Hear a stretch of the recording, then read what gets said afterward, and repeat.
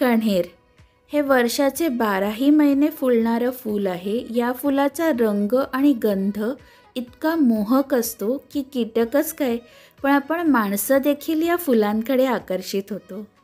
या फुलांचा उपयोग गजरे, हार तयार करण्यासाठी तसंच आरास करण्यासाठीही होतो.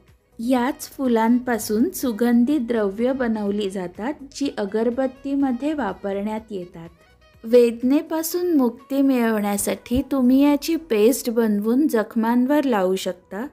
तसेच जळजळीवरील आणि हृदयरोगावरील औषधांमध्येही याचा वापर केला जातो. कण्हेरीच्या फळांना बिट्ट्या असं म्हणतात. वाळलेल्या फळातील बियांचा उपयोग ग्रामीण भागातील मुली बैठे खेळ खेळण्यासाठी करतात. घराच्या उत्तरेस किंवा ईशान्येस कण्हेरीचे झाड असल्यास घरामध्ये चांगली ऊर्जा येते.